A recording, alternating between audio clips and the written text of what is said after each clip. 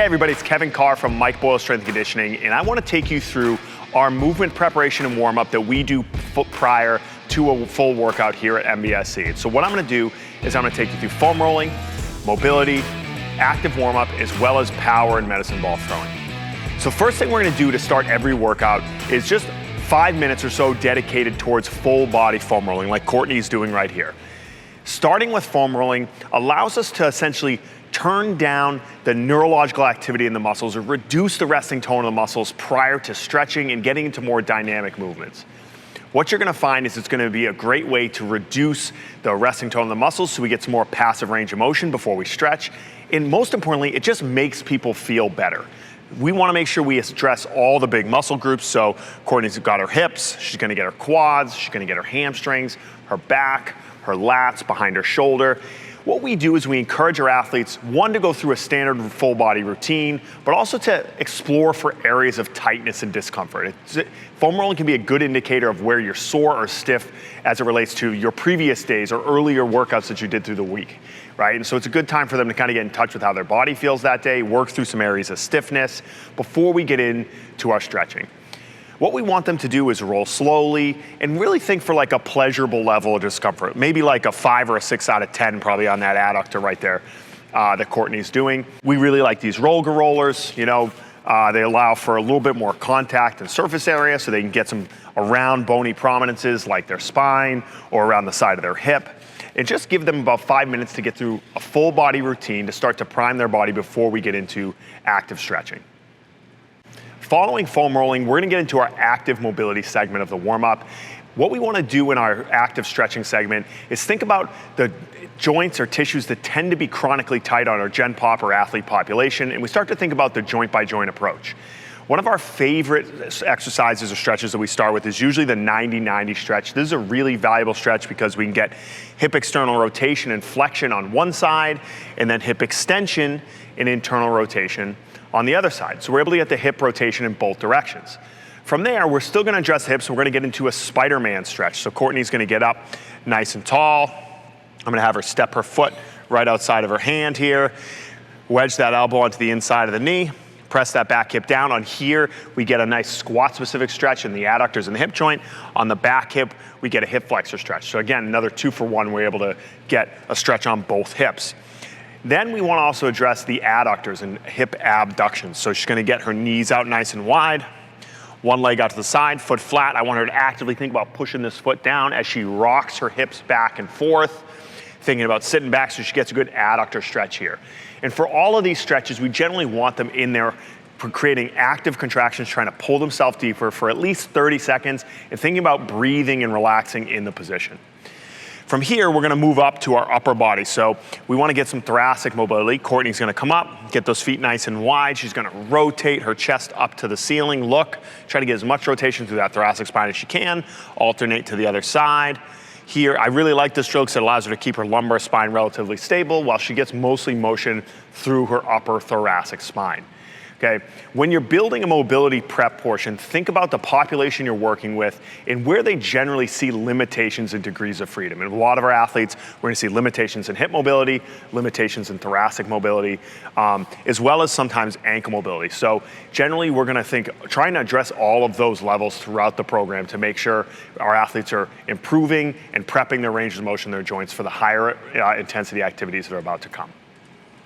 After we go through our mobility segment, we want to get into our movement prep section. This is usually just going to comprise of just a couple exercises to try to teach our athlete how to move a little bit more efficiently.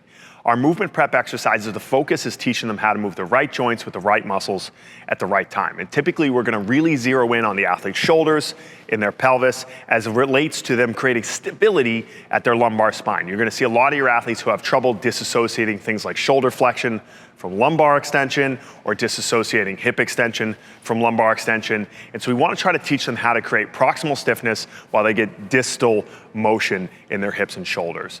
And so one drill we really like to do for the upper body is the floor slide. So I'm going to have Courtney lay on her back with her knees bent and her feet flat. She's going to bring her elbows down by her side.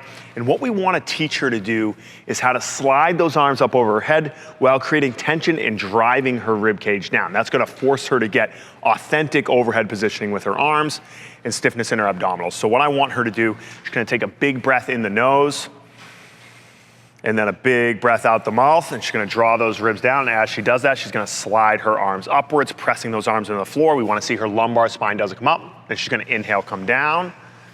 And then exhale, watch her ribs come down. She's gonna slide those arms up. So I want her to really actively think, press those arms into the floor.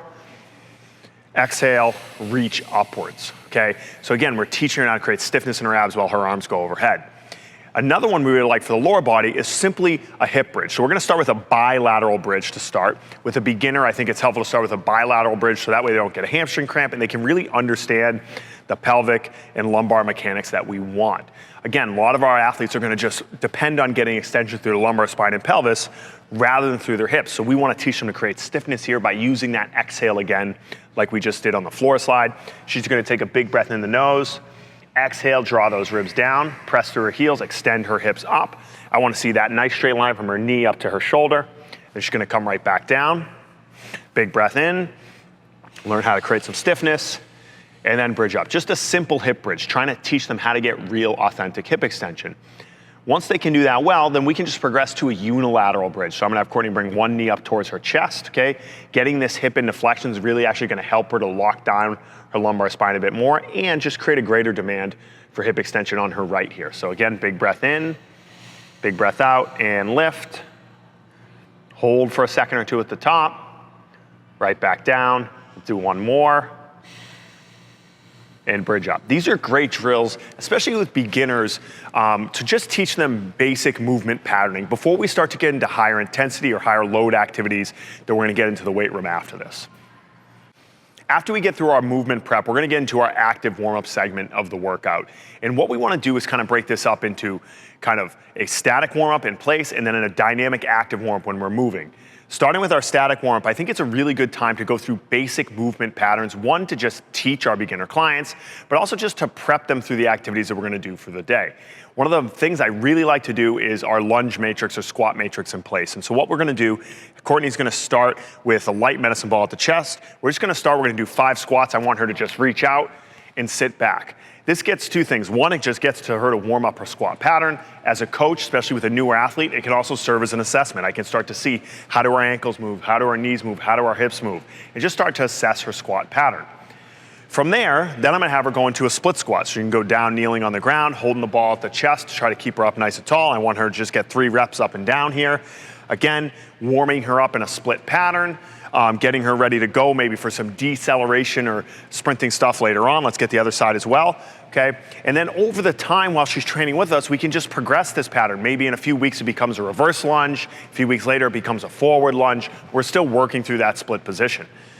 From here, I want her to get her feet out nice and wide. We're gonna do a lateral squat, start to warm her hips up in the frontal plane.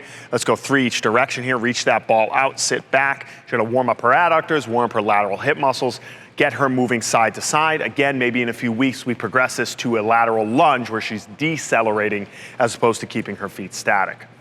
And then lastly, we're gonna go into a single leg deadlift. So we're gonna start to reach that ball out. We're gonna get this hinge pattern warmed up, turn sideways so that camera can see you perfect. Okay, reach outwards. So now we're getting some posterior chain warm, but especially valuable if we're gonna be doing things like sprinting later on in the workout. I would encourage you, pick the patterns that you're passionate about, you think are important for your athletes to practice before getting into the training session. I really like that static lunge matrix before we start getting to dynamic things like skipping. Now we're gonna get into the dynamic warm-up portion of the workout. In this portion, we really wanna start to prep that athlete for the higher intensity demands that are gonna come in the workout. We wanna think about increasing their body temperature, waking up their central nervous system, and rehearsing patterns for that upcoming training session or competition. In every dynamic warm-up, I want the athlete to move forwards, to move sideways, to rotate, and to go backwards. We wanna kind of recreate the demands or dynamic movement demands of an athletic training environment.